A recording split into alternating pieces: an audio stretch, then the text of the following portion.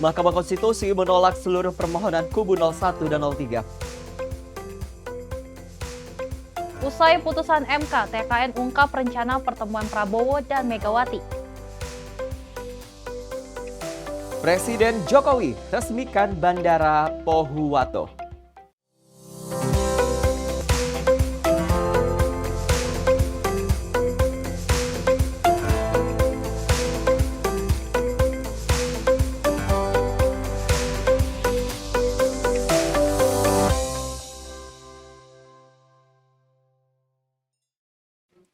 Halo, selamat pagi. Selamat pagi, Wira. Senang banget ya pada pagi hari ini. Betul. Kita bisa menyapa pemirsa semuanya dalam kondisi yang sehat, kalaupun mungkin dalam kondisi yang sakit karena sudah menunggu hasil dari Mahkamah Konstitusi terkait putusan sidang PHPU. Ini kemarin sudah diputuskan, alhamdulillah ya. Ini sudah keluar hasilnya. Dan tentu kita berharap siapapun nanti yang akan membawa Indonesia di 5 tahun ke depan, ayo kita dukung sama-sama karena seperti yang sudah disampaikan Om Gemoy, ya presiden kita, presiden terpilih kita, agar nantinya siapapun yang nantinya terpilih ini harus bisa melakukan rekonsiliasi, harus bisa menyatukan perbedaan-perbedaan yang ada. Betul sekali, Wira. Dan pastinya juga untuk kubu 01 dan 03 menerima dengan lapang dada apapun hasil dari Mahkamah Konstitusi. Dan yang juga paling seru, Sel, ini Apa ada nih, bandara baru Pohuwato yang ada di Sulawesi atau Gorontalo ya itu tadi ya pokoknya. Nah, ini mungkin bisa menjadi tempat atau destinasi baru Anda untuk kencan atau bulan madu atau mungkin Apa nanti kita menyapa pagi bisa ke sana? mungkin bisa jadi mungkin Bupati Gubernur Gorontalo ya. Kita sangat siap sekali untuk menyapa pagi langsung dari sana. Ya, nomornya di 0821 enggak ya. Kita udah siap pokoknya untuk menyapa Anda semuanya. Dan seperti biasa kami undang Anda untuk bergabung bersama kami melalui siaran terestrial maupun siaran YouTube kami @Sinpo TV. Saya Wira Ananta. Saya Sally Siregar. Inilah Menyapa Pagi Sinpo TV.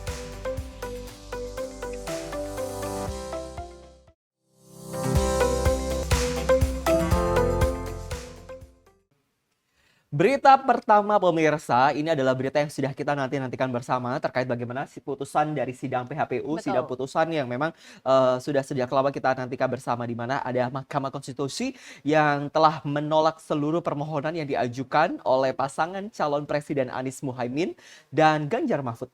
Sebelumnya, Wira dan pemirsa, para hakim konstitusi telah membacakan perkara yang dimohonkan oleh para pelapor. Memenangkan pasangan calon nomor 2, Mahkamah tidak memiliki keyakinan adanya pelanggaran pemilu dalam kegiatan dimaksud, serta korelasinya dengan perolehan suara salah satu pasangan calon, sehingga Mahkamah tidak mempertimbangkan lebih lanjut. Berdasarkan uraian pertimbangan hukum di atas, Mahkamah berpendapat dalil-dalil pemohon aku adalah tidak beralasan menurut hukum. Berdasarkan uraian pertimbangan hukum tersebut di atas, dalil-dalil pemohon berkenaan dengan nepotisme yang dilakukan oleh Presiden Joko Widodo dan melahirkan abuse of power yang terordinasi dengan tujuan memenangkan pasangan calon nomor 2 dalam satu putaran pada pemerintah pusat dan seterusnya adalah tidak beralasan menurut hukum. Menimbang bahas selanjutnya berkaitan dengan pelanggaran prosedur pemilihan umum. Dalil mengenai siaran pers aku berkaitan dengan siaran pers yang disampaikan oleh Bawaslu. Dalam perspektif ini atau konteks ini, dalil mengenai siaran pers aku bukan merupakan persoalan yang harus dipermasalahkan lagi, karena sepenuhnya merupakan tanggung jawab Bawaslu dan sebagian besar telah ditindaklanjuti. Berdasarkan uraian pertimbangan hukum, menurut Mahkamah, dalil-dalil pemohon mengenai adanya pelanggaran prosedur pemilu adalah tidak beralasan menurut hukum untuk seluruhnya.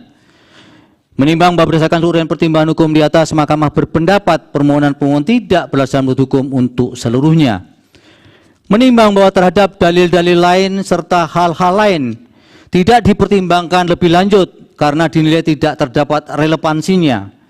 Oleh karena itu, jika masih terdapat fakta hukum dalam persidangan, baik yang didalilkan atau tidak didalilkan oleh pemohon, belum dinilai dan dipertimbangkan, Mahkamah meyakini hal tersebut tidak dapat membuktikan adanya relevansi dengan signifikansi perolehan suara atau hasil yang merupakan prinsip dasar dalam mengungkap perselisihan hasil tentang pemilihan umum sebagaimana diamanatkan dalam pasal 24C ayat 1 Undang-Undang Dasar 1945. Dengan demikian, putusan yang dijatuhkan Mahkamah aku adalah putusan yang dipandang telah tepat berdasarkan bukti-bukti dan fakta hukum dalam persidangan dan telah memenuhi prinsip-prinsip hukum dan keadilan sebagaimana dimaksud dalam pasal 24 ayat 1 Undang-Undang Dasar 1945.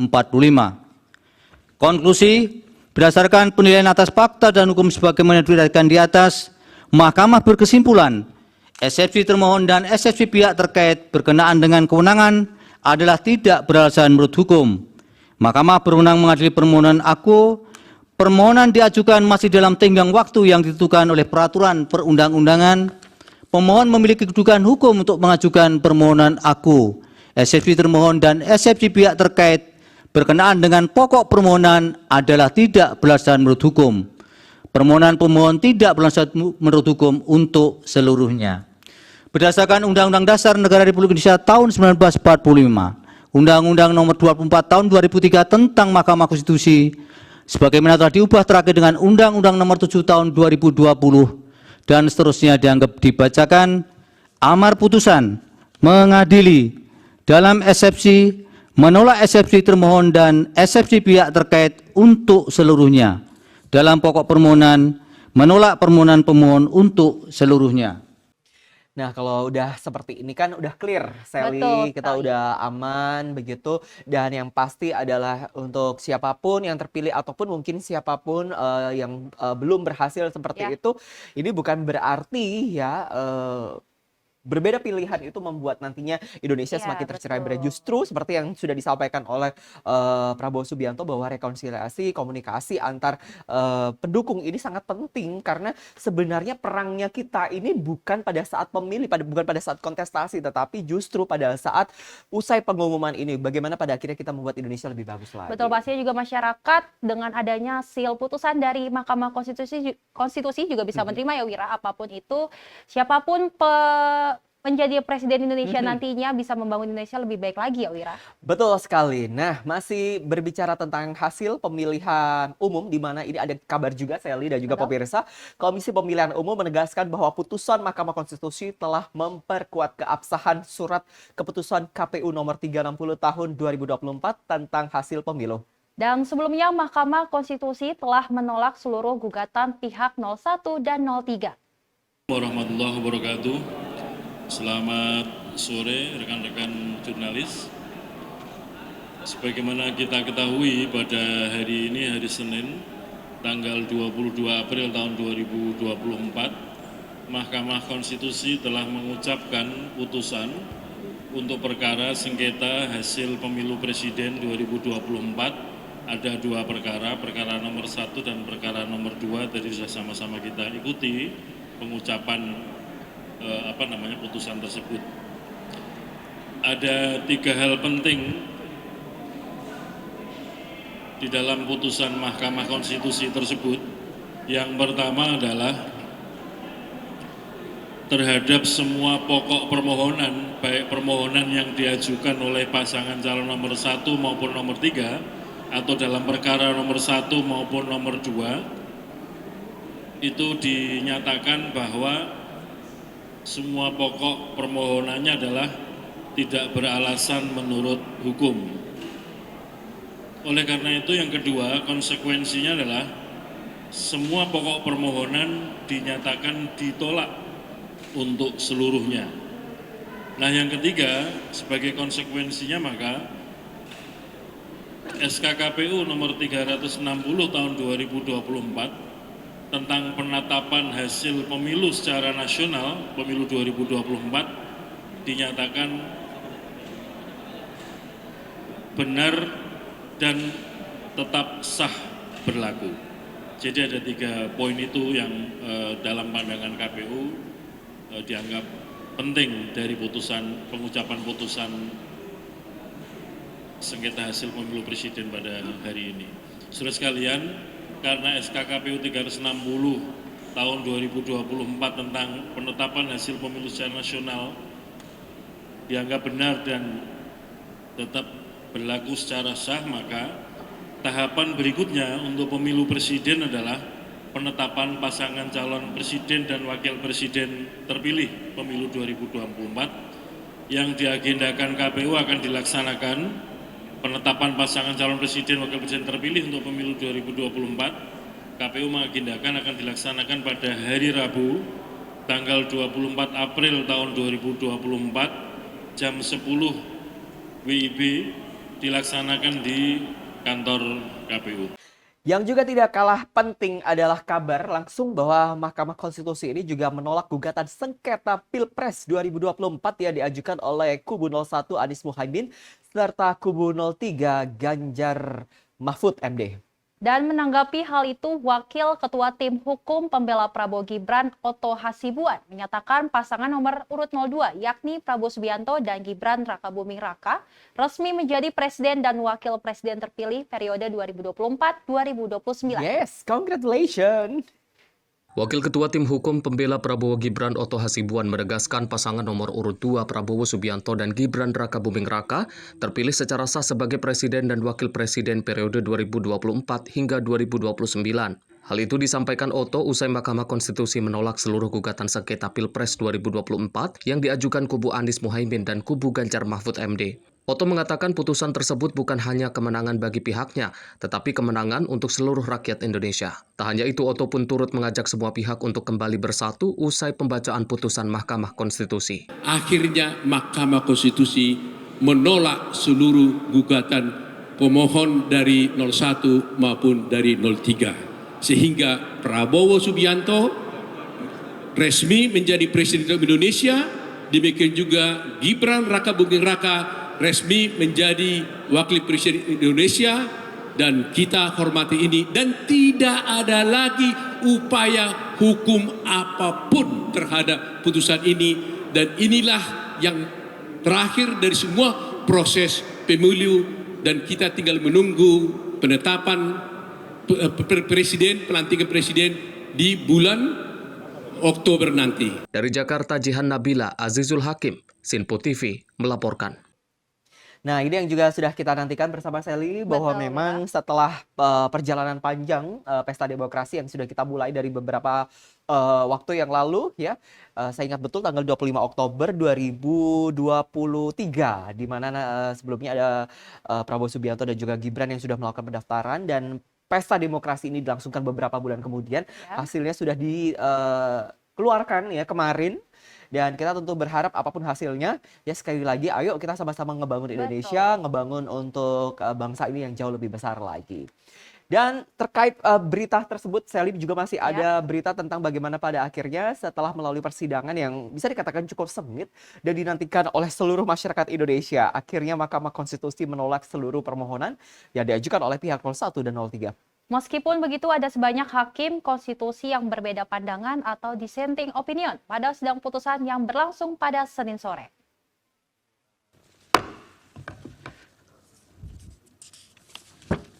Pendapat berbeda terhadap putusan Mahkamah Konstitusi aku, terdapat pendapat berbeda dissenting opinion sebagaimana dalam permohonan nomor 1, yaitu oleh Hakim Konstitusi Saldi Isra, Hakim Konstitusi Eni Nurbaningsih, dan Hakim Konstitusi Arif Hidayat sebagai berikut, yang menurut kesepakatan para hakim yang bersangkutan dianggap dibacakan.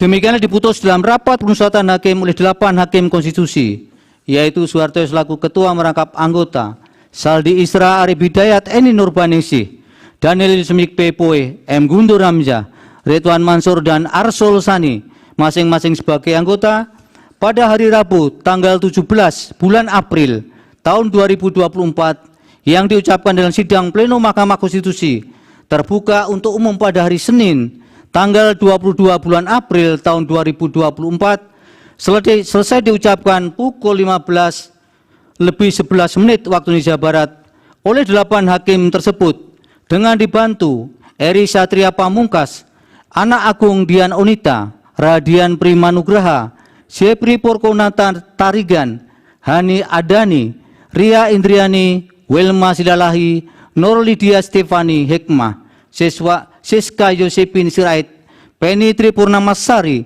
Akmari Narasika, dan Mukhtar Hadi Saputra. Masing-masing adalah panitera pengganti pada Mahkamah Konstitusi dengan dihadiri oleh pemohon dan kuasanya, oleh termohon dan kuasanya. pihak terkait atau kuasanya, dan Badan Pengawas Pemilihan Umum.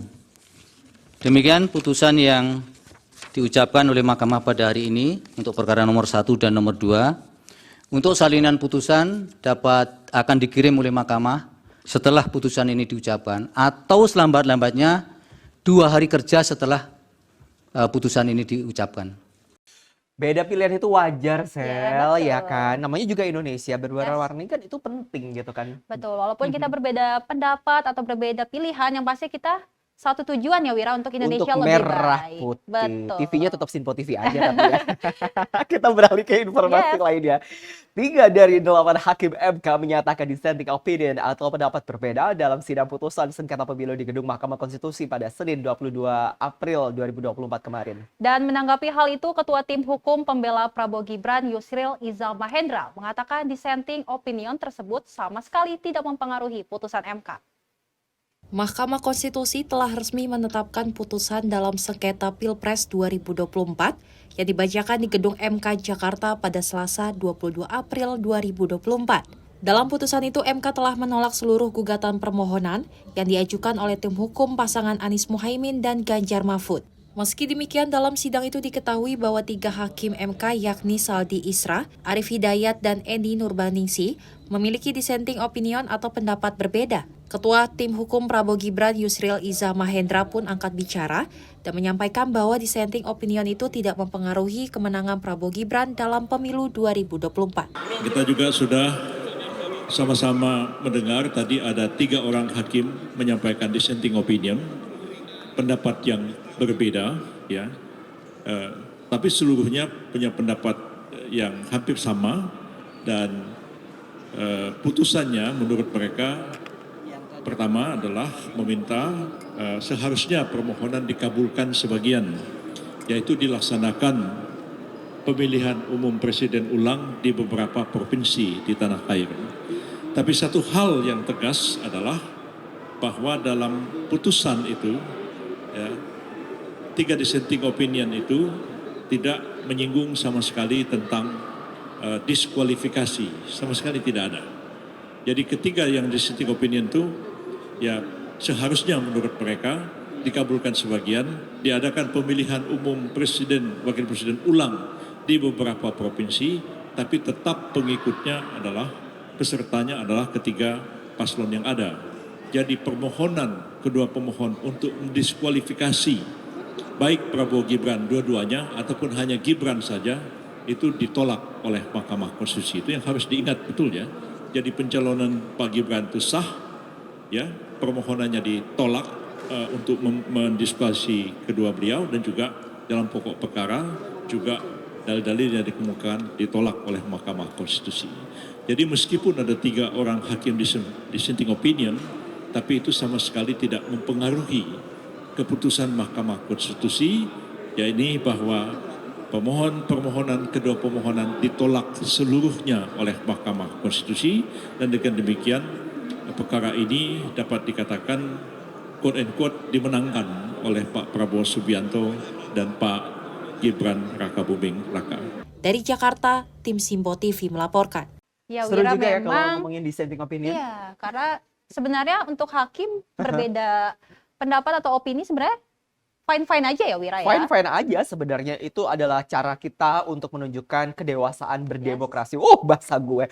Tapi yang satu hal yang pasti ya, sekali lagi siapapun yang sudah terpilih, termasuk diantaranya ini adalah presiden terpilih kita, Presiden Prabowo Subianto dan Gibran Rakabuming Raka. Kita dahuluan loh ya, berarti kita nanti yang bisa tuh masuk jadi TV pool ya. Om Prabowo kita bisa ya. Jadi kita berharap tentunya sekali lagi cita-cita ini adalah untuk Indonesia. Betul. Ya, bukan lagi komunitas, bukan lagi golongan tertentu, tetapi sekali lagi untuk merah putih. Dan pastinya masyarakat puas ya dengan hasil dari Mahkamah Konstitusi yang menyatakan bahwa MK juga menolak dari kubu 01 dan 03, dan hasilnya presiden terpilihnya yaitu Prabowo Subianto dan Gibran Rakabuming Raka yang akan disahkan pada bulan Oktober 2024. Ulang tahun saya nanti. Happy birthday, belum ya? Ulang tahun Pak Prabowo itu sama loh sama saya, beneran deh. Berarti Coba satu di-googling. zodiak. Satu zodiak. Jadi kamu apa? Kita bahas nanti. Kita masih bahas banyak Yay. sekali tentang hasil dari PHPU ini. Tetaplah bersama kami di Menyapa Pagi Sinpo TV.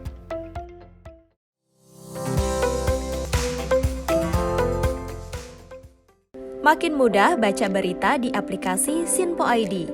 Pilih rubrik berita yang kamu suka seperti berita hukum, politik, peristiwa, budaya, olahraga, gaya hidup, dan berita dari kancah dunia. Selain itu, supaya nggak ketinggalan info update, kamu juga bisa cek laman utama berita terkini dan menyalakan notifikasi. Download aplikasi Sinpo ID sekarang juga.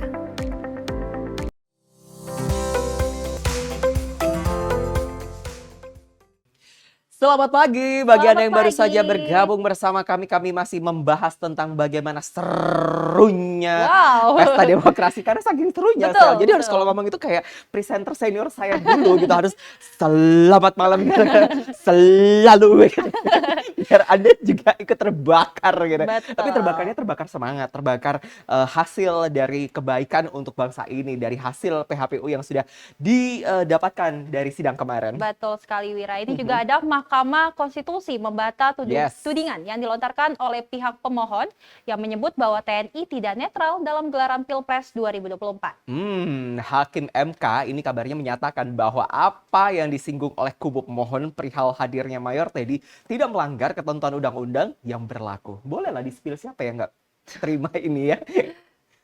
Bahwa setelah mahkamah memeriksa secara saksama dalil pemohon, jawaban termohon, keterangan pihak terkait, bukti-bukti surat tulisan yang diajukan oleh pemohon, keterangan Bawaslu beserta bukti-bukti yang diajukan, mahkamah mempertimbangkan bahwa permasalahan yang didalilkan pemohon telah diselesaikan oleh Bawaslu berdasarkan hasil kajian awal yang menyimpulkan tidak terdapat dugaan pelanggaran pemilu berupa ketidaknetralan TNI yang dilakukan oleh Mayor Teddy Indrawijaya karena kehadiran yang bersangkutan dalam acara debat capres yang diselenggarakan oleh KPU adalah dalam kapasitasnya sebagai petugas pengamanan Prabowo Subianto sebagai Menteri Pertahanan, sebagaimana hal tersebut telah sesuai dengan ketentuan pasal 281 ayat 1 huruf A Undang-Undang Pemilu yang menyatakan kampanye pemilu yang mengikut sertakan Presiden, Wakil Presiden, Menteri, Gubernur, Wakil Gubernur, Bupati, Wali Kota, dan wakil-wakil kota harus memenuhi ketentuan tidak menggunakan fasilitas dalam jabatannya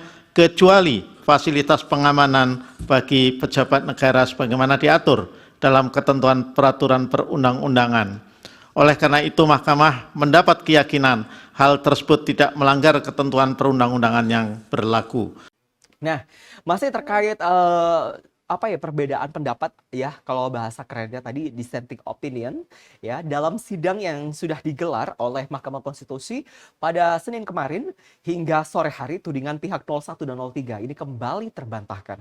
Dan Hakim Mahkamah Konstitusi menyatakan tidak kuat bukti yang diajukan oleh pihak pemohon terkait Presiden Jokowi yang dituding melakukan cawe-cawe.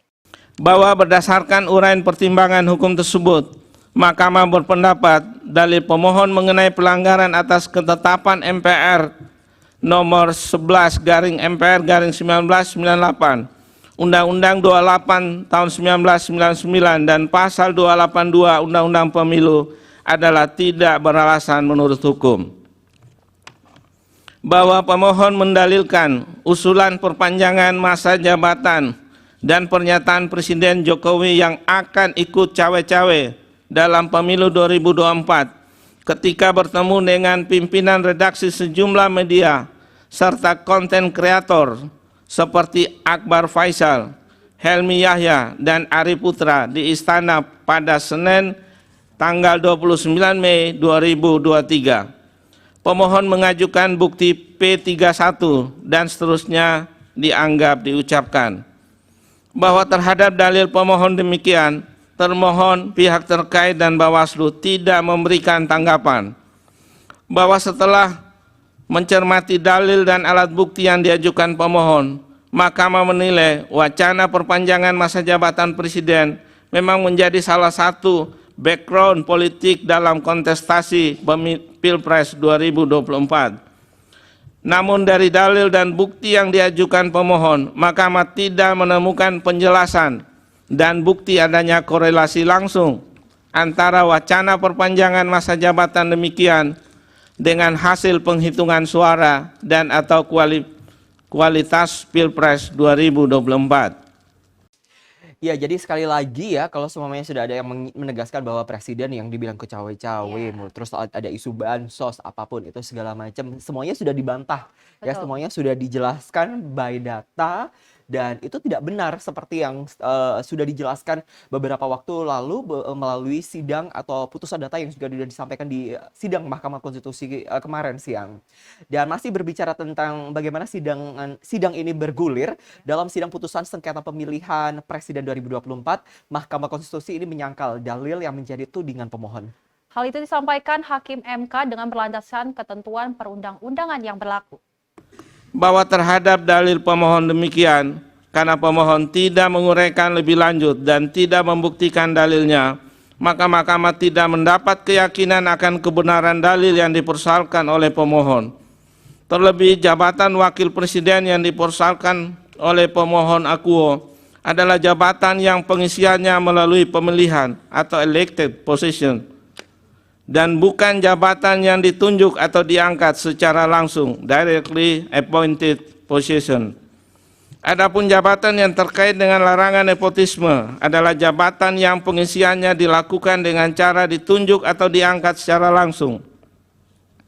Artinya jabatan yang diisi melalui pemilihan umum tidak dapat dikualifikasi sebagai bentuk nepotisme. Terlebih lagi, Mahkamah dalam putusan Mahkamah Konstitusi nomor 33 dan seterusnya 2015 yang diucapkan dalam sidang pleno terbuka untuk umum pada tanggal 8 Juli 2015 menghapus pasal 7 huruf R Undang-Undang nomor 8 tahun 2015 tentang perubahan atas Undang-Undang nomor 1 tahun 2015 tentang penetapan peraturan pemerintah pengganti Undang-Undang nomor 1 tahun 2014 tentang pemilihan gubernur, bupati, dan wali kota menjadi undang-undang, dalam kurung undang-undang pilkada, terkait dengan syarat tidak memiliki konflik kepentingan dengan petahana. Nah, berbicara tentang dalil-dalil ini masih panjang sekali ceritanya karena memang kabarnya ada 300 ya, 300 data yang disebutkan dalam waktu 1 hari dan itu dianggap tidak sesuai seperti itu. Dan masih berbicara terkait hal tersebut di mana ada Hakim Konstitusi ini yang menyatakan bahwa dalil yang dilontarkan oleh kubu 01 dan 03 terkait bansos ini ya yang tadi sudah saya sampaikan, ini resmi tidak memiliki bukti yang kuat. Hal itu diperkuat dengan adanya kesaksian dari keempat menteri yang sempat dihadirkan dalam persidangan di gedung Mahkamah Konstitusi.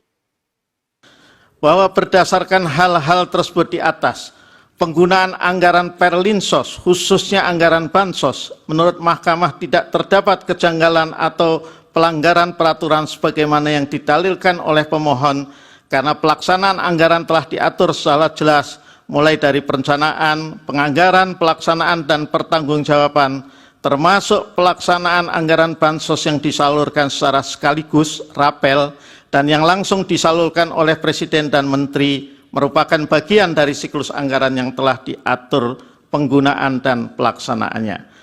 Bahwa dari sisi pembuktian, dari berbagai alat bukti yang diajukan para pihak, terutama alat bukti pemohon, Mahkamah menemukan fakta bahwa alat bukti pemohon yang dapat dijadikan rujukan oleh hakim terkait dalil mengenai pengaruh bansos adalah hasil survei serta keterangan ahli. Pembacaan atas hasil survei oleh ahli serta hasil survei itu sendiri yang tidak dipaparkan atau diserahkan secara utuh, lengkap, komprehensif sebagai alat bukti tidak memunculkan keyakinan bagi Mahkamah akan korelasi positif antara bansos dengan pilihan pemilih secara faktual. Ya, Sally, Wira, betul. kamu kalau seumpamanya, kan kamu sebagai Gen Z, kan kita seangkatan nih ceritanya. Aku mau tanya nih sama kamu. Apa nih, Wira? Kenapa produser ada yang salah dengan statement saya? Saya mau tanya nih sama kamu sebagai Gen Z, kira-kira dengan adanya guliran yang cukup panjang seperti ini, apa pendapat kamu? Yang pastinya seru juga ya kita sebagai... Kenapa kok seru? Karena kan dari awal sampai sidang pun putusan kemarin benar-benar ternyata sudah ditolak semua dari MK. Bahwa kubu 01, 03 itu ditolak dan hasilnya Prabowo Subianto dan Gibran memenangkan hasil Pilpres.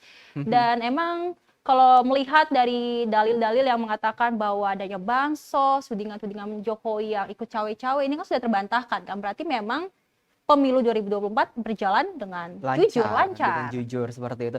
Tapi saya rasa yang juga memenangkan kontestasi politik ini bukan hanya Prabowo Subianto dan juga siapa?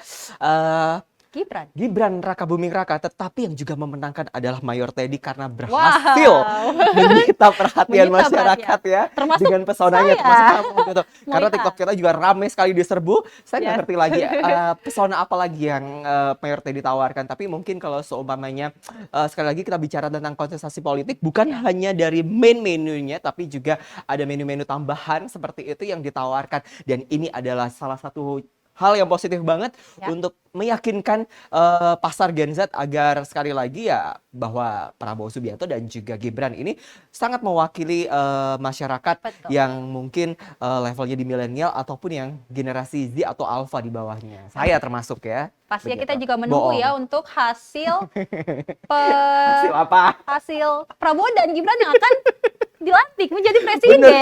Kalau saya sih bukan hanya menunggu hasilnya, saya menantikan nih Simpo TV jadi TV pool nanti untuk Hari Kemerdekaan Republik Indonesia. Kita udah nggak sabar tuh. Kamu siap breaking news kan sehari 2 malam? Mungkin Mira yang siap ya. Kalau saya sih kabarnya nanti saya akan jadi staf pribadi nanti. Oke, kita akan kembali sesaat lagi. Tetaplah bersama kami karena sebentar lagi saya akan berbincang bersama dengan pengamat politik dari Universitas Al-Azhar Indonesia. Ada Kang Ujang Komarudin yang akan kami ajak wawancara tentang Kang Aap ya. Ini kenapa aku jadi inget-inget Kang Ujang Komarudin? Ini mungkin gara-garanya semalam beberapa saat yang lalu. Ya, ini sempat ada produser kita yang juga sempat berdiskusi begitu. Ini pesonanya Kang Ujang ini luar biasa sekali. Luar biasa Kang Ujang 10% ya. Ada Kang Aap yang akan siap berbagi bersama Anda sesaat lagi di program Menyapa Pagi Sinpo TV. Saya Wira Anantasya di Siregar kembali sesaat lagi. Tetaplah bersama kami.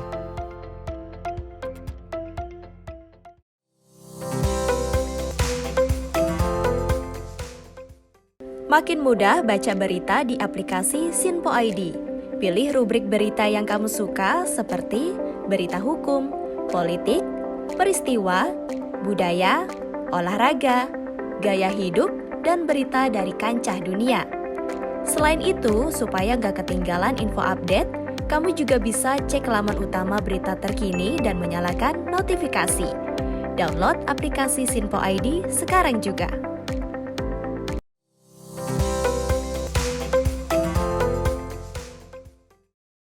Balik lagi di program Menyapa Pagi Sinpo TV. Terima kasih Anda masih bersama-sama kami pada pagi hari ini. Kami masih menantikan ini, tampaknya Kang Ujang masih sarapan dulu kali ya di Ben Hill gitu. Lupa lagi. Kenapa Kang Ujang lagi? Kang Ujang harus bayar penalti ya ke saya hari ini. Saya nggak tahu terujang-ujang hari ini pokoknya. Tapi yang pasti Kang Aap kita akan masih menantikan karena kita akan berdiskusi di segmen keempat nanti. Kita akan berbincang tentang bagaimana tanggapan dan sesuatu yang message yang harus disampaikan kepada anak muda, apa yang harus diketahui, termasuk diantaranya adalah dissenting point, lalu amicus curiae yang sekarang sedang ramai sekali diperbincangkan seperti itu. Dan di segmen ketiga ini kami masih memiliki banyak informasi seperti diantaranya adalah yang satu ini ya Celia, ada Mahkamah Konstitusi yang secara sah dan resmi ini menolak seluruh gugatan sengketa Pilpres 2024 yang diajukan dari kubu 01 dan juga 03. MK menyatakan bahwa permohonan pemohon tidak beralasan hukum. Untuk selengkapnya berikut wawancara Jihan Nabila bersama Yuri Kemal selaku anggota tim pembela hukum Prabowo Gibran dari Gedung Mahkamah Konstitusi Jakarta. Silakan Jihan. Pemirsa, baru saja telah dilaksanakan ataupun telah digelar sidang pembacaan putusan dari PHPU Pilpres 2024 yang mana dalam kesimpulannya ini Mahkamah Konstitusi menolak hasil gugatan ataupun permohonan dari kubu 01 dan juga kubu 03. Dan saat ini saya sudah bersama dengan Yuri Kemal selaku anggota dari tim pembela hukum Prabowo Gibran.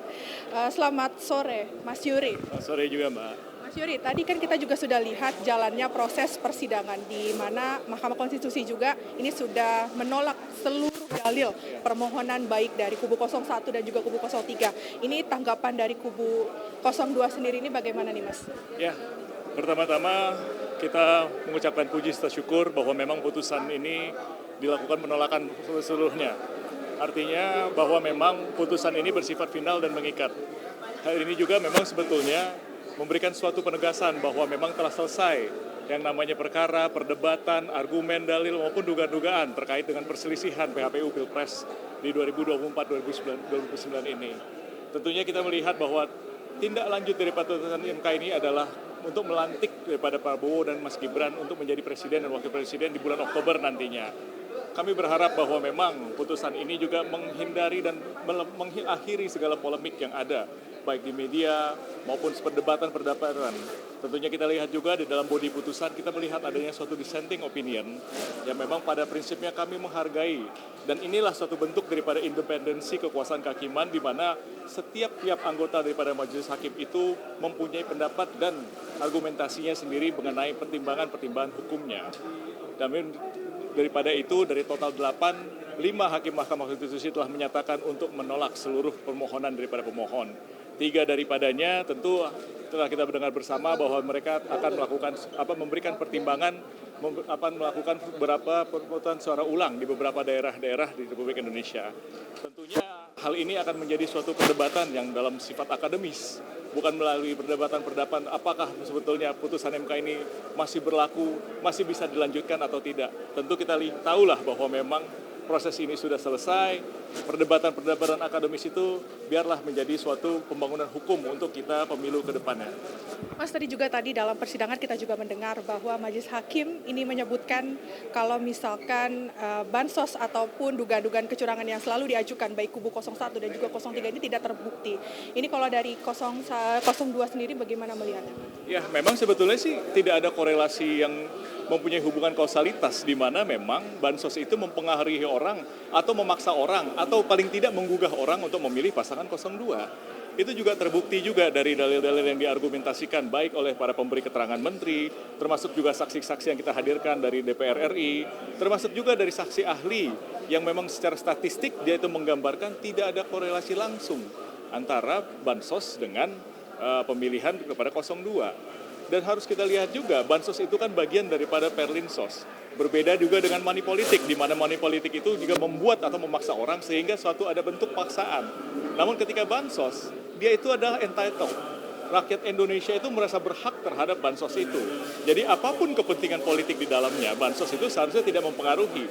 Mau ada pemilu, tidak ada pemilu, bansos itu merupakan bagian daripada program pemerintah untuk mensejahterakan masyarakat. Gitu, Mbak. Mas, untuk langkah selanjutnya nih dari pihak 02 kan, Mahkamah Konstitusi juga sudah menolak seluruh permohonan kubu 01 dan juga kubu 03 dan juga menetapkan Prabowo Gibran sebagai presiden terpilih dan juga wakil presiden terpilih periode 2024-2029. Langkah dari 02 sendiri untuk ke depan seperti apa? Tentunya kalau misalnya ditanya langkah dari 02, kami kembalikan kepada prinsipal kami. Kami ini selaku tim kuasa hukum itu kan bekerja berdasarkan surat kuasa. Artinya dengan adanya suatu pembacaan putusan, maka berakhir pula lah bahwa memang tugas dan memang tanggung jawab kami terhadap perkara ini di Mahkamah Konstitusi. Selanjutnya mungkin ada agenda politis seperti apa, kami kembalikan kepada partai koalisi, kami kembalikan juga kepada tim kampanye nasional Prabowo Gibran. Oke, Mas, terkait 3 hakim yang tadi mengajukan dissenting opinion, dari kubu 02 sendiri menanggapinya ataupun melihatnya seperti apa? Tadi sudah saya sampaikan di awal bahwa memang kami menghargai dan menghormati setiap amar pertimbangan daripada majelis hakim. Baik itu yang memang setuju secara bulat 5 hakim itu menolak seluruh permohonan, baik pun yang 3 majelis hakim yang mulia untuk memberikan dissenting opinion. Kami melihat bahwa memang itu adalah suatu bentuk independensi terhadap kekuasaan kehakiman. Apapun pertimbangannya, kita melihat bahwa putusan MK ini merupakan suatu koreksi-koreksi atau perbaikan. Dan sehingga di dalam pertimbangan-pertimbangan itu bisa menjadi pembangunan hukum nasional bagaimana pelaksanaan pemilu di 2029 ataupun ke depannya nanti akan dilakukan. Perbaikan-perbaikan kita juga melihat Undang-Undang Pemilu 2017 ini sudah 2 kali digunakan sebagai basis penyelenggaraan pemilu, baik di 2019 maupun di 2024. Pastinya ada suatu hal-hal baru di mana suatu undang-undang pemilu itu tidak bisa mengakomodasi adanya update ataupun hal-hal baru selama penyelenggaraan pemilu khususnya di 2024 ini. Bisa jadi juga kita melihat dissenting opinion ini dalam rangka pembangunan hukum nasional dan memperkaya substansi daripada bagaimana undang-undang pemilu nanti diundangkan lebih lanjut untuk pemilu 2029 nantinya. Oke, baik. Terima kasih Mas Yuri atas waktunya untuk berdiskusi bersama kami. Nah, seperti itulah tadi wawancara kami dengan Yuri Kemal, ini selaku anggota dari tim pembela hukum Prabowo Gibran yang menyatakan bahwa memang Mahkamah Konstitusi ini secara sah ataupun menolak permohonan dan juga dalil-dalil yang diajukan baik dari kubu 01 dan juga kubu 03 terkait adanya kecurangan pada saat pemilihan presiden 2024 dan juga penyaluran bansos. Memang tadi Majelis Hakim Mahkamah Konstitusi ini juga menyatakan bahwa penyaluran bansos ataupun pendistribusian bansos ini memang sudah secara sah dilakukan dan memang sudah disetujui oleh fraksi-fraksi yang ada di DPR RI. Kalau kita mengingat juga dari rangkaian sidang terkait dengan sengketa pemilihan umum 2024 ini, kita sudah tahu banyak keterangan yang disampaikan baik dari saksi, ahli ataupun yang dihadirkan dari pihak pemohon ataupun penggugat dan juga pihak terkait. Bahkan Majelis Hakim ini juga sampai menghadirkan 4 menteri dalam persidangan. Tentu banyak fakta-fakta yang terkuak dalam persidangan sejauh ini dan memang ini menjadi pertimbangan dari Majelis Hakim Mahkamah Konstitusi. Dan tadi juga kita sudah mendengar bahwa bisa saya simpulkan bahwa Mahkamah Konstitusi juga menolak seluruh permohonan yang diajukan baik dari kubu 01 Anies Baswedan dan juga Muhaimin Iskandar dan juga kubu 03 ini dari Ganjar Pranowo dan juga Mahfud MD, di mana setelah Majelis Hakim ini membacakan pertimbangan terhadap dalil-dalil permohonannya. Dan artinya Prabowo Gibran ini menjadi presiden terpilih dan juga wakil presiden terpilih periode 2024-2029 secara sah menurut undang-undang. Demikian yang dapat kami sampaikan dari Jakarta, dan juru kamera Dava Rizkiano, Sinpo TV melaporkan. Masih dari sekitaran Mahkamah Konstitusi ya, ini yang menolak permohonan sengketa hasil pemilihan presiden dan wakil presiden 2024 yang diajukan oleh kubu Anies Muhaimin dan Ganjar Mahfud. Dan Wakil Ketua TKN Prabowo Gibran Ahmad Muzani mengatakan bahwa pihaknya menghormati semua upaya yang dilakukan oleh kubu 01 dan 03 terkait gugatan yang dilayangkan di Mahkamah Konstitusi, meskipun permohonannya ditolak oleh MK. Dalam konferensi pers yang digelar TKN Prabowo Gibran, usai pembacaan putusan Hakim MK, Wakil Ketua TKN Prabowo Gibran Ahmad Muzani mengatakan bahwa pihaknya menghormati hak konstitusi yang dilakukan oleh kubu 01 dan kubu 03 dalam PHPU 2024. Muzani menyebut dengan adanya putusan MK tersebut, pasangan Prabowo Gibran kini resmi menjadi presiden dan wakil presiden terpilih periode 2024-2029. Lebih luas, ia berharap dengan keputusan MK tersebut, semua pihak dapat menghormati dan menjunjung tinggi dengan putusan MK yang sudah bersifat final. Kami menghormati semua ikhtiar dan upaya yang diberikan atau yang dilakukan oleh pasangan 01 dan 03 untuk menempuh jalan keadilan, dan kami semua menjunjung tinggi atas hak konstitusi tersebut. Akan tetapi, ketika keputusan Mahkamah Konstitusi sudah dibacakan, sebagai akhir dari keputusan tersebut, kami mohon keputusan Mahkamah Konstitusi itu untuk dihormati dan dijunjung tinggi. Karena sifat dari keputusan Mahkamah Konstitusi adalah bersifat final dan mengikat. Sejak hari ini, Prabowo Subianto dan Gibran Rakabuming Raka dinyatakan sah sebagai sebagai Presiden Republik Indonesia dan Wakil Presiden Republik Indonesia terpilih hasil pemilihan umum Presiden 2024. Dari Jakarta, tim Sinpo TV melaporkan. Kalau kita lihat statement yang sudah disampaikan Bang Muzani bahwa tadi sebagai pendukung, sebagai pemirsa, sebagai warga negara Indonesia yang baik, kita diminta, diimbau, diajak ya untuk selalu mendukung apapun hasil yang sudah ditetapkan oleh pemerintah. Karena sekali lagi cita-cita yang besar ini bukan hanya untuk Prabowo Subianto atau Gibran Rakabuming Raka, tetapi sekali lagi ini adalah cita-cita untuk Indonesia yang jauh lebih baik lagi. Dan beruntungnya dari pemilih dan pendukung Prabowo Gibran juga mengikuti ya arahan dari TKN untuk tidak melakukan aksi apapun itu, karena memang diimbau untuk menghormati apapun keputusan dari yang MK. sudah disampaikan. Nah, kemarin kalau kita tahu juga kemarin kan sempat tuh ada wacana kabar Betul. yang menyebutkan bahwa akan ada aksi Aksi seperti damai. itu, aksi damai seperti itu. Tapi ketika Prabowo sudah berkata begitu, alhamdulillahnya teman-teman, para pendukung, ini para simpatisan sudah memberikan kesempatan itu semua. So, ini saatnya kita untuk sama-sama maju untuk Indonesia yang jauh lebih baik lagi. Betul, Wira. Tak hanya itu, Wira, ini ada juga tim kampanye nasional Prabowo Gibran yang menghormati upaya yang dilakukan oleh tim 01 dan 03 yang mengajukan gugatan hasil pemilihan presiden ke Mahkamah Konstitusi. Dan untuk itu TKN juga meminta ya semua pihak untuk menghormati putusan MK terkait hasil sidang PHPU yang telah dibacakan pada Senin 22 April kemarin. Hal ini diungkapkan oleh Sekretaris Jenderal Partai Gerindra Ahmad Muzani dalam konferensi pers usai pembacaan putusan oleh MK. Kita baru saja mendengar keputusan Mahkamah Konstitusi tentang sengketa Pilpres yang diajukan oleh pasangan calon 01 dan 03. Itu adalah upaya yang dimungkinkan oleh konstitusi dan upaya ini adalah upaya terakhir yang diberikan oleh pasangan calon presiden untuk menggugat tentang sengketa Pilpres. Dengan diputuskannya Mahkamah Konstitusi, di mana pasangan 02, yakni pasangan calon presiden Haji Prabowo Subianto bersama dengan Gibran Rakabuming Raka sebagai calon wakil presiden dinyatakan sah sebagai Presiden Republik Indonesia dan Wakil Presiden Republik Indonesia memenang dalam Pilpres 2024 yang kemarin baru saja kita laksanakan.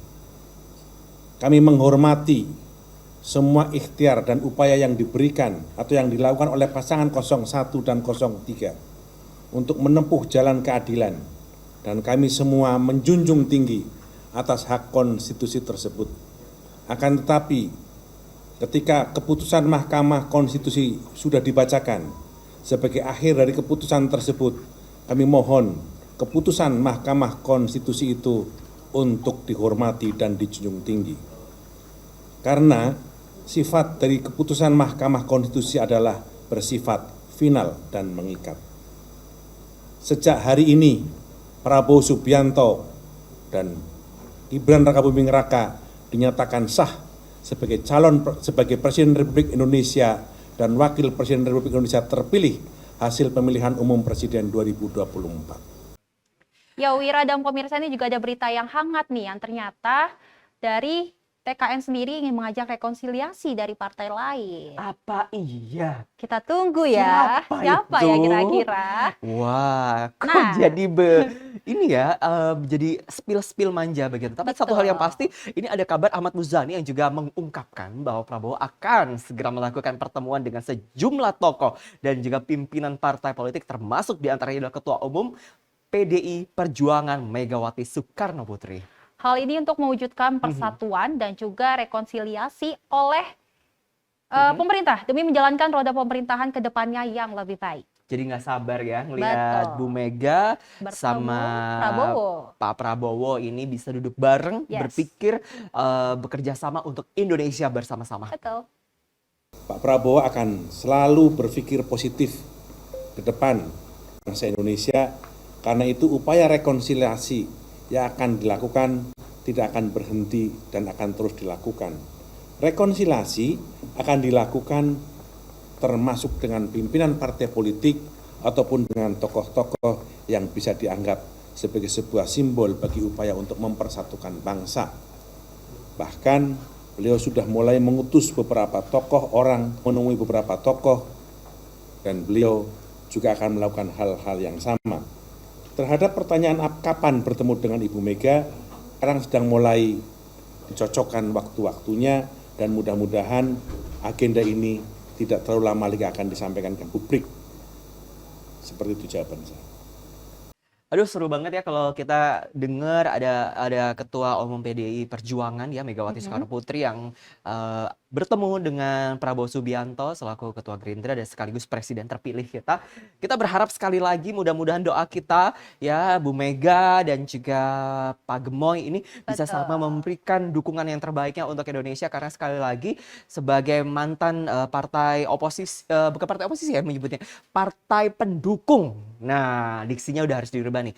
Partai pendukung ini sudah sangat-sangat tepat sekali jika ada kolaborasi, bahasa kerennya rekonsiliasi antara Gerindra dan juga PDI, karena sekali lagi bentuk-bentuk seperti inilah yang kita butuhkan, Sally, sebenarnya solusi konkret untuk membangun negara. Karena sebelumnya juga Prabowo sudah bertemu dengan Ketua Partai Nasdem ya, Surya Paloh, dan akhirnya ini juga mau bertemu dengan Bu Megawati, dan pastinya ini berita yang sangat menggembirakan juga buat masyarakat. Ternyata juga tokoh-tokoh politik bisa kembali damai lagi, walaupun pemilu 2024 ini sudah berjalan dengan lancar, namun dengan sengit gitu kan, panas, tetapi endingnya ini adalah happy ending seperti itu. Kita berharap sekali lagi ya kita bisa sama-sama berkontribusi seperti yang tadi Sally katakan. Baik, kita bergeser ke informasi berikutnya. Kalau tadi kami sudah berbincang tentang MK, kami punya informasi tentang Presiden Joko Widodo yang meresmikan Bandara Panuang. Tapi informasinya akan kami hadirkan, Sally, sesaat lagi. Tetaplah bersama kami di program Menyapa Pagi Sinpo TV. Kami kembali setelah satu ini.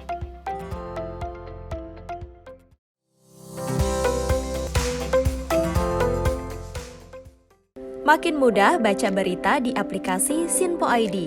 Pilih rubrik berita yang kamu suka seperti berita hukum, politik, peristiwa, budaya, olahraga, gaya hidup, dan berita dari kancah dunia. Selain itu, supaya nggak ketinggalan info update, kamu juga bisa cek laman utama berita terkini dan menyalakan notifikasi. Download aplikasi Sinpo ID sekarang juga.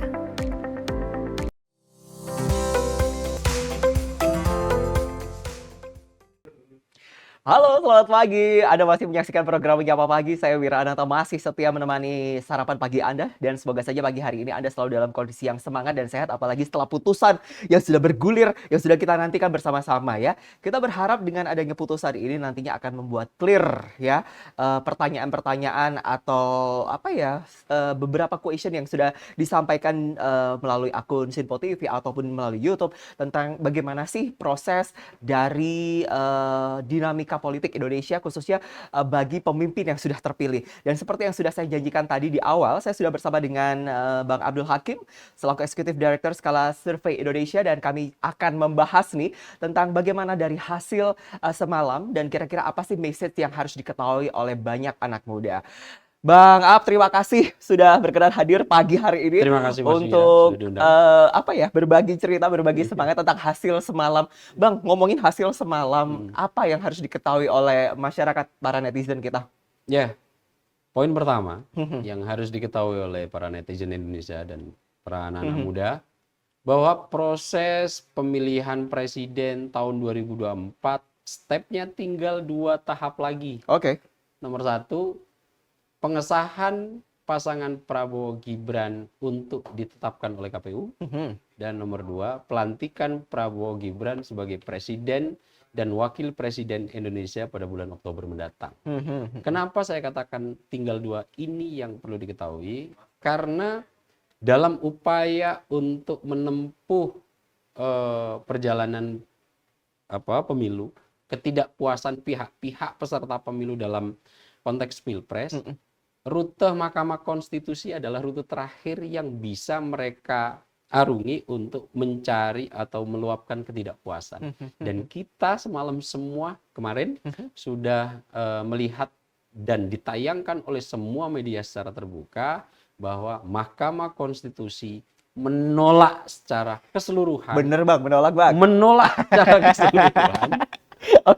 Permohonan dari pasangan 01 dan 03, meskipun ada 3 hakim dari 8 hakim yang menyidangkan, ada perbedaan pendapat atau dissenting opinion.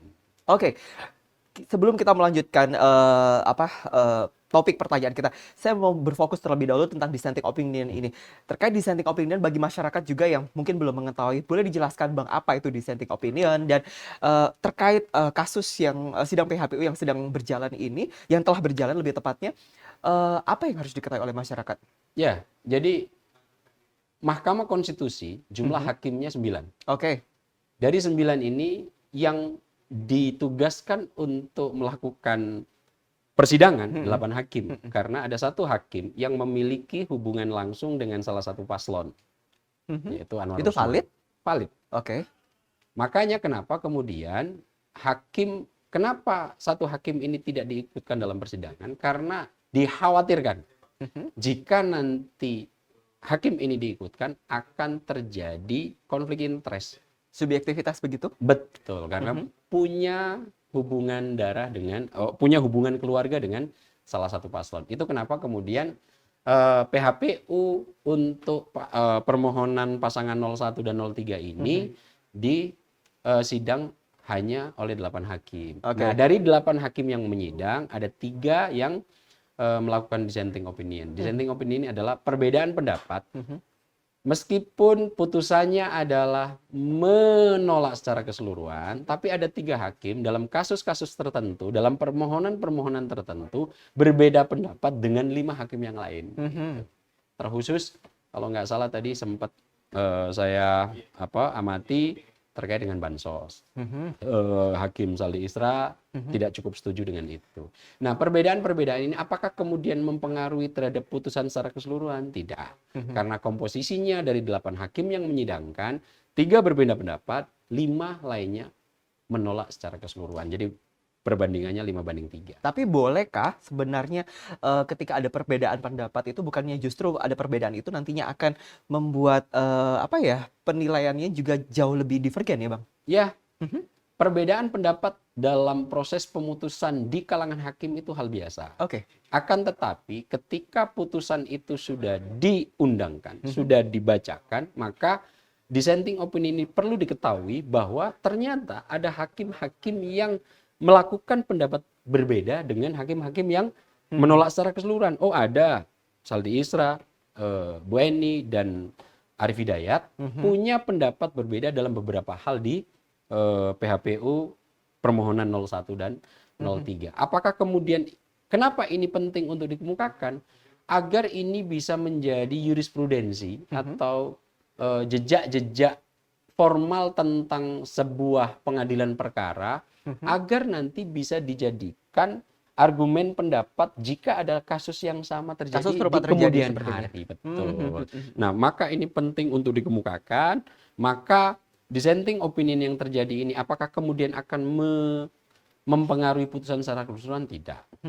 Hasilnya putusan meskipun ada dissenting opinion adalah menolak permohonan 01 dan 03 secara keseluruhan dari semua yang didalilkan dalam positanya.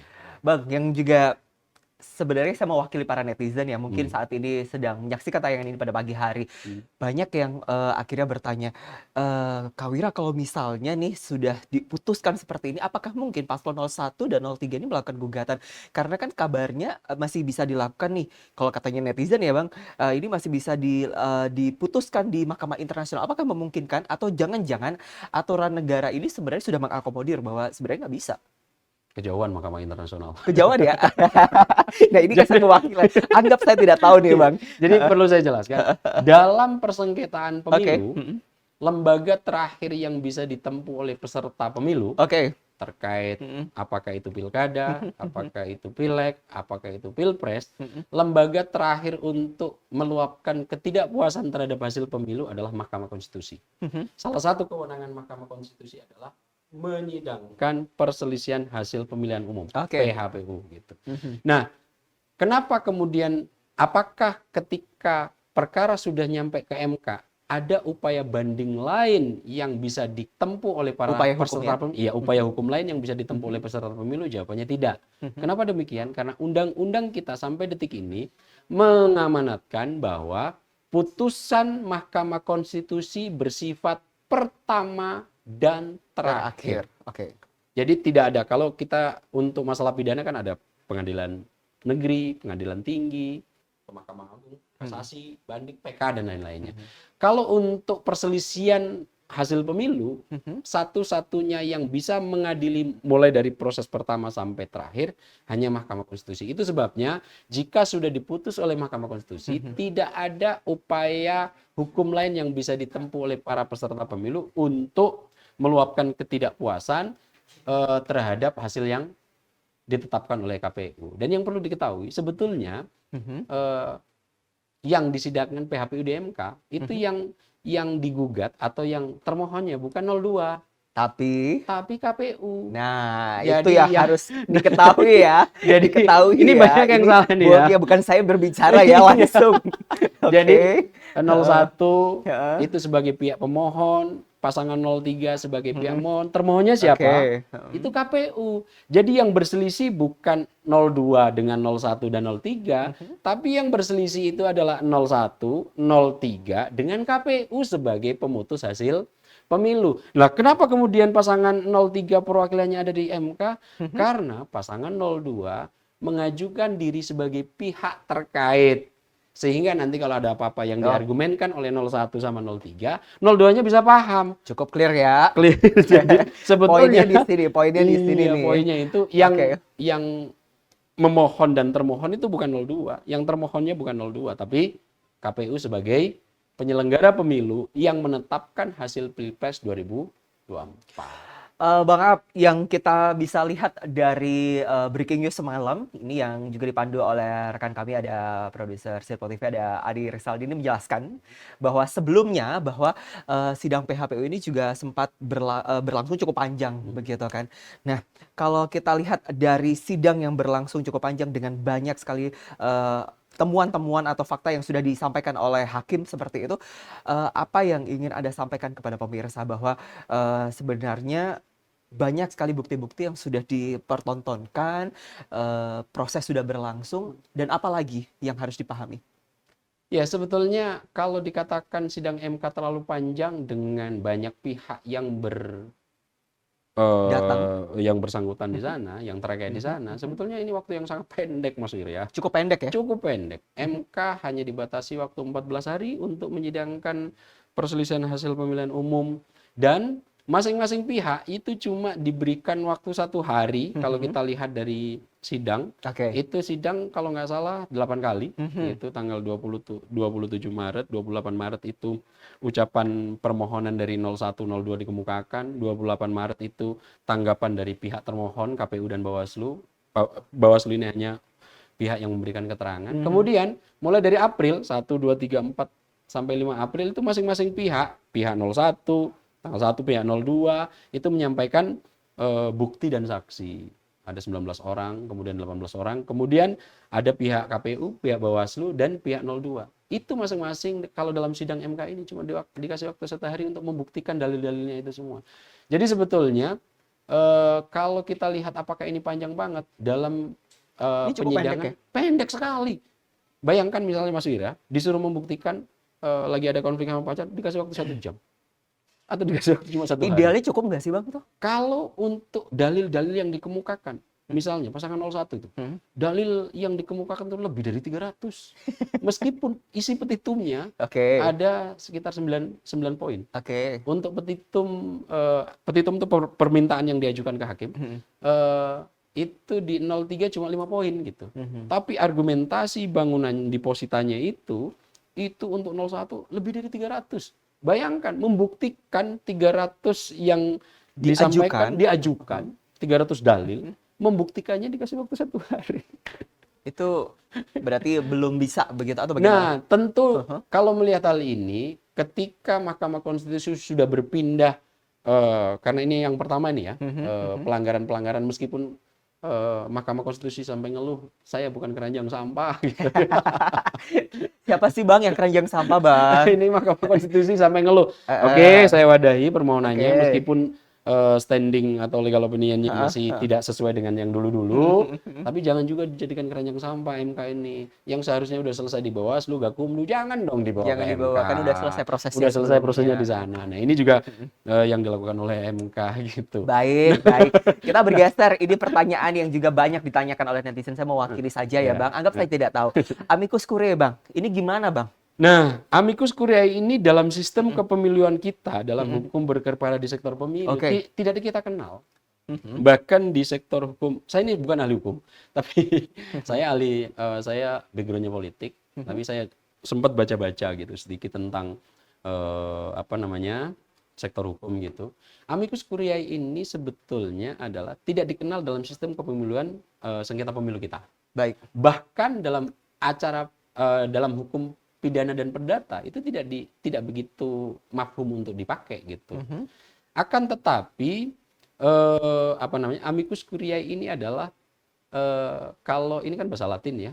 Secara sederhana apa itu, Bang? Sahabat peradilan. Sahabat peradilan. Teman peradilan. Teman peradilan. Teman peradilan. Nah, siapa amicus curiae itu nama orang yang menjadi sahabat peradilan. Nanti opini pendapat itu disebut brief. Nah, amicus curiae ini adalah mereka-mereka yang merasa, baik itu individu maupun institusi, yang merasa memiliki pengetahuan lebih dan keahlian serta kompetensi di perkara yang sedang disidangkan, sedang berlangsung ini ya. Maka dia diberikan kesempatan untuk menyampaikan briefnya kepada pengadilan. Bang, saya putus. Tapi kalau misalnya dalam proses amicus curiae ini ternyata ada beberapa nama yang diusulkan, menurut Abang gimana? Nah, justru itu. Gimana, Bang? Amicus curiae ini tidak boleh diajukan oleh mereka-mereka yang sedang berperkara. Jadi kalau seumpama yang berperkara mengajukan gimana, Bang? Nah, cuma kan MK masih mewadai. Nah, saya bilang tadi, kemarin sempat saya singgung bahwa saya bersyukur MK cukup bijaksana dalam mengelola PHPU ini. Ini kan orang lagi tantrum nih, apapun bisa dipakai nih. Siapa yang tantrum sih, Bang? Siapa? 0103. Oh, oke. Itu maksud... Tapi skalanya masih ini ya. Skalanya masih ini. Akhirnya, amicus curiae yang tidak dikenal dalam sidang MK pun dipakai nih. Dipakai. Akhirnya meskipun dipakai, disematkan juga dalam amar putusan MK. Salah satunya adalah Megawati Soekarno Putri. Nah, amicus curiae ini idealnya dalam konsep peradilan dikemukakan oleh pihak-pihak yang tidak terkait dalam perkara, dan mereka itu punya, baik individu maupun institusi, punya kompetensi untuk membantu hakim, membantu hakim dalam memutuskan perkara.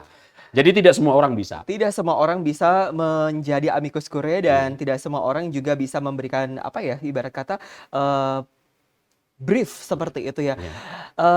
Bang Ab, saya sebenarnya pengen sekali banyak berbicara. Biasa pengen ini sih 1 hari 1 malam ya ini kita diskusi seperti ini. Tapi ini produser saya sudah ngebisikin, itu artinya saya harus commercial break karena iklan kita udah luar biasa banyak sekali, panjang. Tapi kita berharap nanti kita akan bertemu kembali dengan Bang Ab ya di programnya Apa Pagi dengan program-program topik-topik yang lebih hangat lagi. Dan kita berharap juga ada pemirsa bisa ikut berpartisipasi, sampaikan pendapat Anda melalui akun YouTube kami @sinpo.tv. Menyapa Pagi Sinpo TV balik setelah satu ini, tetap bersama kami.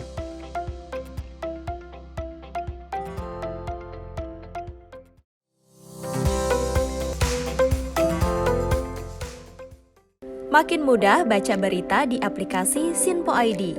Pilih rubrik berita yang kamu suka seperti berita hukum, politik, peristiwa, budaya, olahraga, gaya hidup, dan berita dari kancah dunia.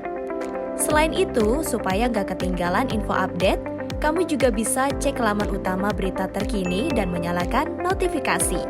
Download aplikasi Sinpo ID sekarang juga.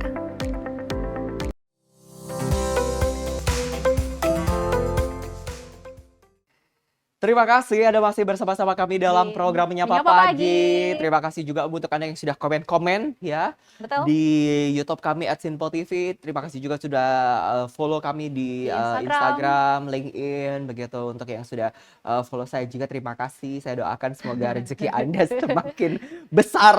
Kalau gitu jangan lupa follow saya juga ya. Pasti emang punya Instagram. Punya dong. Apa saya di Instagramnya? Nanti ada di bawah sini. Oh boleh, kok pinter kamu. Oke, kita masih berbicara tentang informasi-informasi yang menyenangkan. Seperti di antara yang satu ini ada kabar dari Presiden Joko Widodo yang meresmikan Bandara Panua di Desa Imbodu, Kecamatan Randangan, Kabupaten Pahuoto. Peresmian ini ditandai dengan prosesi pendorongan tuas untuk membunyikan sirine kat. Presiden Joko Widodo meresmikan pengoperasian Bandara Panua di Desa Imbodu, Kecamatan Randangan, Kabupaten Pahuato. Jokowi menilai eksistensi pembangunan infrastruktur bandara sangat penting untuk bersaing dengan negara lain agar kecepatan mobilitas orang dan logistik barang lebih baik hingga perputaran ekonomi bisa semakin berkembang. Pembangunan bandara ini guna mendukung konektivitas antar daerah di Pulau Sulawesi. Alhamdulillah, Bandara Panua di Pahuato ini telah selesai. Tadi Pak Menteri Perhubungan telah menyampaikan menghabiskan anggaran 437 miliar. Ini duit semuanya. Gede banget. Agar membuka akses ekonomi ke Kabupaten Pahuato. Dari Jakarta, Tipsinpo TV melaporkan. Nah, yang tidak kalah penting adalah untuk mempercepat konektivitas antar daerah di Sulawesi, pemerintah meresmikan bandara udara baru di Gorontalo. Dan pembangunan bandar udara Panua Pahuato di Provinsi Gorontalo menelan biaya hingga 437 miliar rupiah dengan jumlah 2 rute penerbangan yaitu Gorontalo dan Palu. Pembangunan transportasi di era pemerintahan Presiden Joko Widodo kian bertambah. Hal itu dilakukan guna meningkatkan taraf pendapatan ekonomi lokal serta pembangunan di wilayah pelosok. Dibangunnya Bandar Udara Panua Pahuato di Kabupaten Pahuato atas komitmen pemerintah sebagai pencegahan wilayah rawan bencana serta gerbang pengembangan perekonomian di Kabupaten Pahuato dan Gorontalo. Menteri Perhubungan Budi Karya Sumadi mengatakan pembangunan bandara ini telah mencapai 25 dari total 27 bandara yang dibangun atas arahan Presiden Joko Widodo yang memerintahkan untuk pembangunan bandara di seluruh pelosok tanah air. Pembangunan bandara ini sebagai salah satu warisan di era pemerintahan Presiden Joko Widodo. Kami laporkan bahwa bandara ini adalah bandara yang ke-25 dari 27 bandara yang kita bangun. Nah, oleh karenanya ini adalah satu legacy dari Pak Presiden yang selalu memberikan arahan pada kami untuk membangun bandara di semua pelosok tanah air.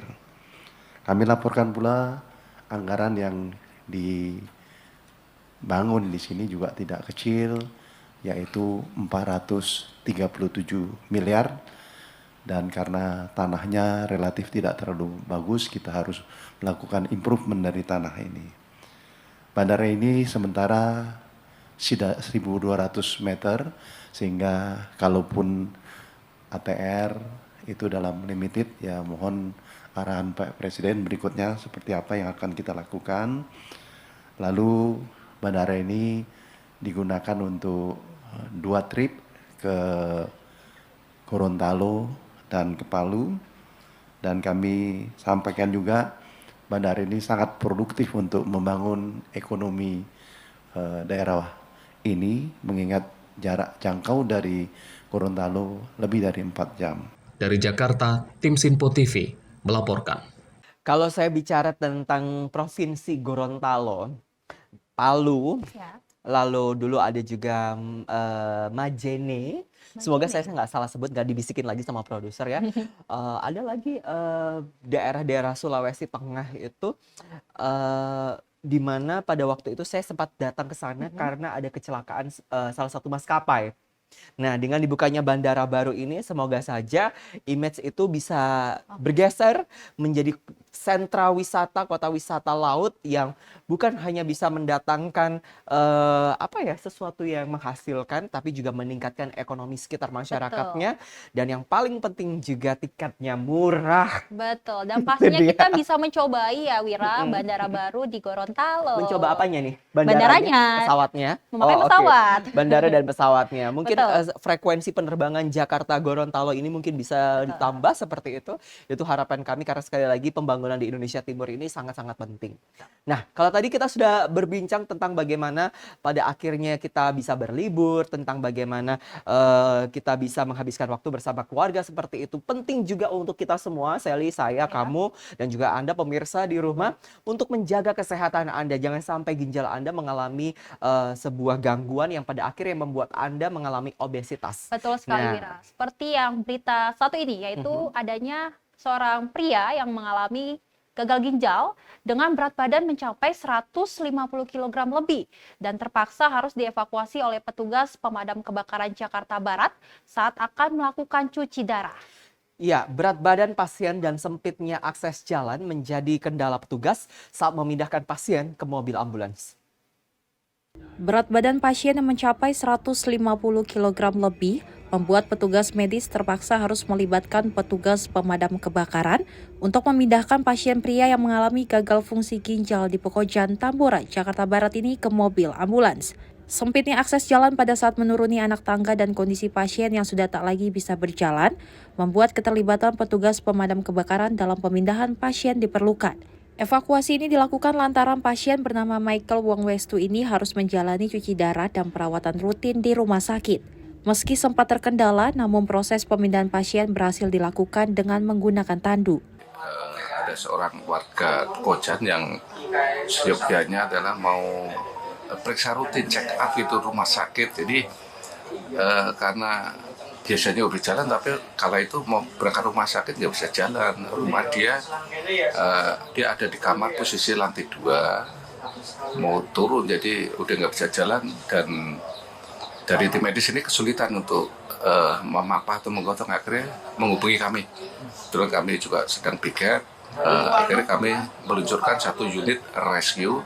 Berikut peralatannya kita kan tersedia semua ya, ada tandu, ada tali, dan akhirnya habis sono penilaian situasi, akhirnya juga udah masuk potong ke tenda diikat biasa supaya aman, safety, aja diturunkan. Namun karena berat badannya termasuk kurang berat ya, karena termasuk dia obesitas itu kurang lebih 150 kilo. Nah, saat menurun tangga kan ada tikungan, itu yang rada mengkhawatirkan, jadi memang perlu dipapah atau disangga banyak orang. Usai dipindahkan, pasien gagal ginjal dengan berat badan mencapai 150 kg ini langsung dibawa ke rumah sakit untuk mendapat penanganan medis lebih lanjut. Dari Jakarta, Ilham Adriansa, Simpo TV melaporkan. Sally punya cerita obesitas nggak sih teman-teman begitu di kampus Sejauh atau ini di sih rumah? belum ada ya, makanya tadi ngeliat berita ada berat 150 kg tuh cukup kaget ya.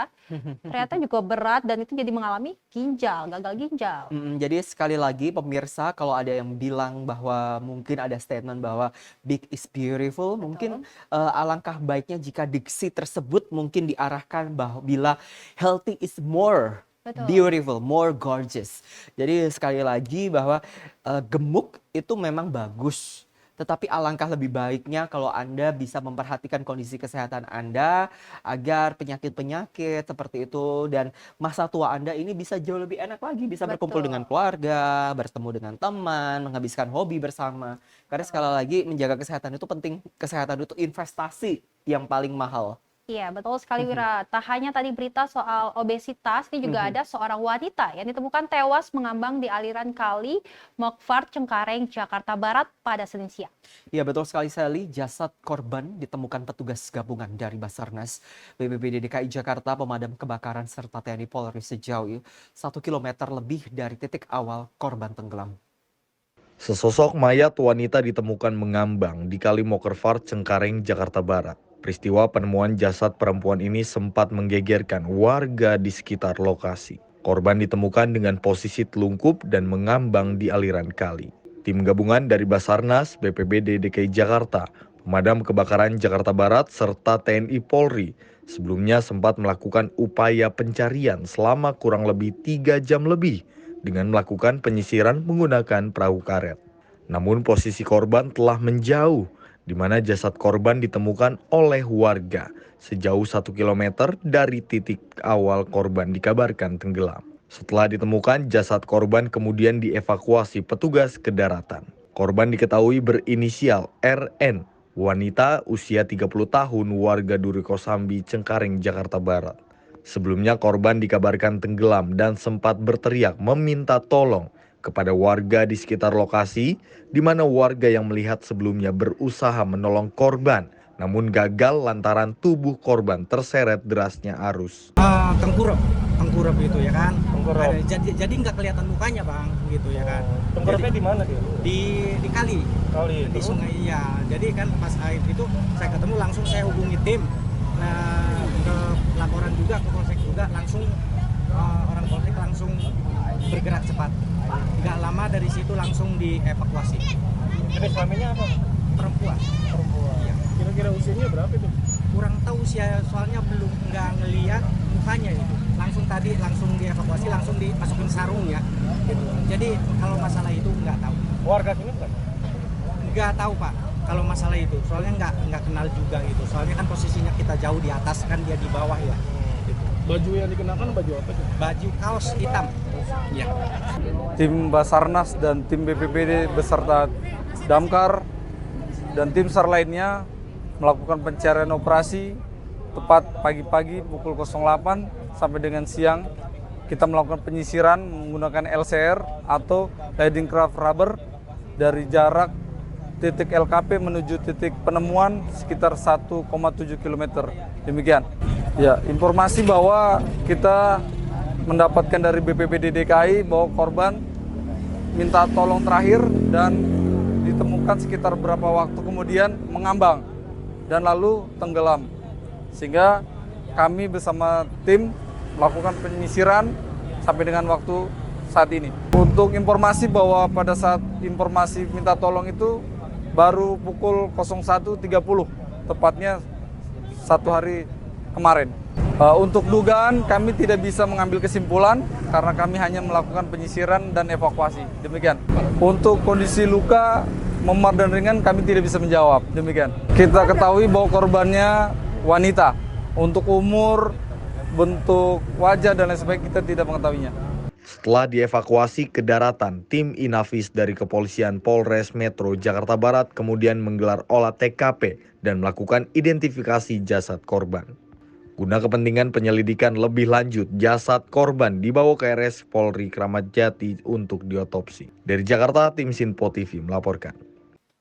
Ini kami tentu masih menantikan ini data-data dari korban sendiri, jasad ini, karena kita tentu berharap akan ada identifikasi lebih lanjut sehingga mungkin kalau ada keluarga yang merasa ditinggalkan ini bisa segera membawa pulang untuk disemayamkan. Betul, dan pasti ini jangan jadi terulang lagi ya Wira ya, karena memang prihatin sekali dengan adanya peristiwa seperti ini. Betul. Sekali lagi pemirsa, kalau misal Anda sedang melihat saudara, keluarga, tetangga seperti itu yang mungkin dalam kesulitan, ya semoga saja kondisi ini bisa menjadi catatan kita bersama-sama untuk lebih peduli lagi. Kita beralih ke informasi lainnya, ada sterilisasi jalur busway di Jalan Jatinegara Barat, Jatinegara, Jakarta Timur, di mana ratusan kendaraan pribadi hingga dinas TNI, Polri, dan dinas pemerintah ditilang petugas gabungan polisi militer TNI dan Polri pada Senin pagi tadi. Sempat ada penolakan dari seorang Brigjen TNI, namun petugas tetap menilang dan tak pandang bulu. Mobil Jenderal Bintang 2 juga ditilang oleh petugas.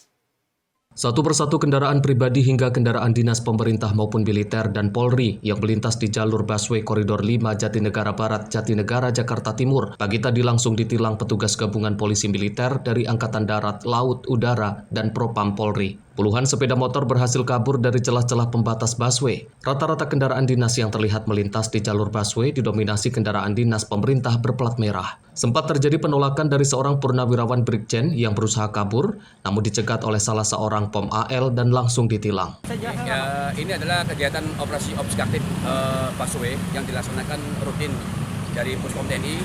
Kita ada perbantuan dari TNI Polri, dari Pomdam Jaya, kemudian dari Puspomal, dari Posmau. Kegiatan ini rutin dilaksanakan selama kita melaksanakan operasi captive. Bang, sasarannya apa aja sih Bang? Untuk sasarannya adalah TNI, Polri, dan masyarakat yang memasuki jalur busway. Kegiatan ini dilakukan rutin seluruh koridor busway guna memberikan rasa nyaman dan ketepatan waktu bagi bus Transjakarta. Dari Jakarta Timur, Sultoni melaporkan. Kalau saya tadi ingat momen ngobrol sama Bang Aap itu sebenarnya agak-agak ngeri-ngeri sedap ya pagi-pagi ya. Kenapa tuh Wira? Sambil makan mie pedes gitu kan, sambil minum kopi, obrolannya udah Mahkamah Konstitusi. Wah, berat sekali. Gurih-gurih sedap gitu. Tapi satu hal yang pasti semoga saja diskusi pada pagi hari ini bisa memberikan semangat tersendiri untuk Anda. Ya mungkin pada pagi hari ini akan bersiap-siap untuk bertemu dengan kerabat kerja atau mungkin orang tersayang di samping Anda.